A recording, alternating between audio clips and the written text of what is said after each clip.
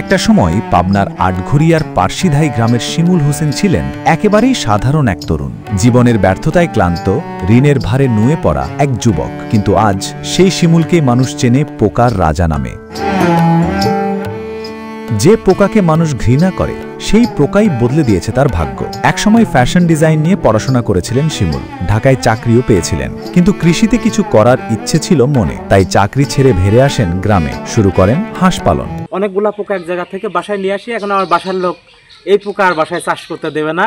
ওদের মানে এখান থেকে মনে উঠে গেছে যে আমি এটা করতে পারবো না, এক কথা ভালো লাগে না পোকা। আমি যেহেতু এত টাকা ক্ষতিগ্রস্ত, আমার কাছে তো কোনো ক্যাশ পাতি নাই, হয় ঢাকা গার্মেন্টসে যা কাজ করা লাগবে, আর না হয় আমার এটা করা লাগবে, উপায় নাই, যে কোনো একটা। আমি সিদ্ধান্ত নিলাম আমি পোকা চাষই করবো, ওরা কত চান পারবো না কেন। তবে অভিজ্ঞতার অভাবে ডুবে যান 18 লাখ টাকার ঋণে। সেই সময় একদিন ইউটিউবে চোখে পড়ে ব্ল্যাক সোলজার ফ্লাই চাষের ভিডিও, আগ্রহ জন্মায়, আর সেখান থেকেই শুরু এক নতুন যাত্রা। বাংলাদেশ কৃষি বিশ্ববিদ্যালয়ে প্রশিক্ষণ নেন শিমুল, তারপর স্থানীয় এনজিও থেকে সহায়তা ও ঋণ পান।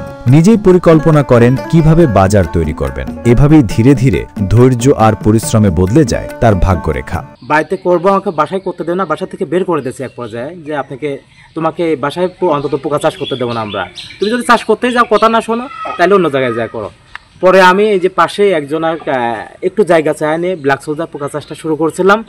শুরু করার পর ধীরে ধীরে সাকসেস হই, এবং সাকসেস হওয়ার পরে আমি তখন তো হাঁস মুরগি মাছ ছিল না, আমি অন্যজনের মাছের পুকুরে যারা প্রজেক্ট আছে তাদের কাছে আমি 40 টাকা কেজি, 50 টাকা কেজি, 45 টাকা কেজি বিক্রি করতাম। এতেই যেহেতু লার্ভাগুলো উৎপাদন খরচ কম, এগুলো হাঁস মুরগি মাছের প্রাকৃতিক খাদ্য, আর ওদেরও রেজাল্ট অনেক বেশি, এই ক্ষেত্রে ওরা পরবর্তীতে আমাকে 60 টাকা কেজি দেওয়া শুরু করলো।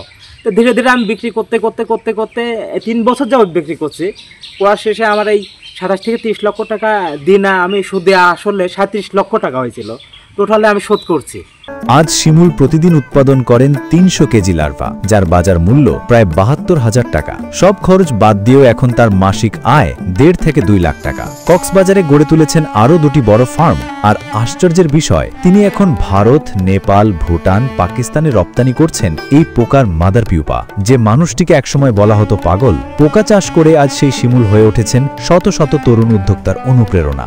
এই পোকা উৎপাদন খরচ একদমই কম, নেই বললেই চলে।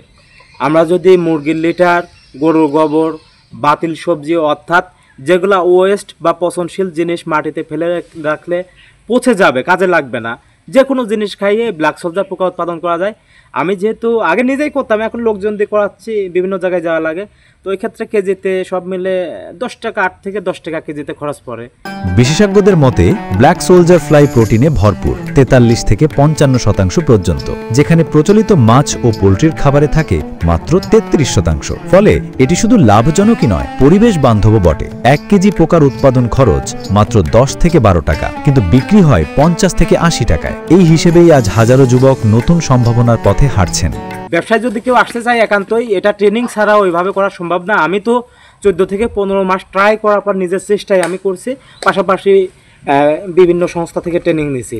তো এখন সুযোগ আছে, কেউ যদি একান্তই করতে চায়, আমার খামারে এসে থাকার জায়গা আছে, ঘর আছে, সব কিছু আছে, 2-1 দিন থেকে শিখে এটা করতে পারবে। পাবনারী তরুণের হাত ধরেই আজ বদলে যাচ্ছে গ্রামীণ অর্থনীতি। বর্জ্য এখন সম্পদ, আর ঘৃণিত পোকা হয়ে উঠছে দেশের টেকসই কৃষির ভবিষ্যৎ।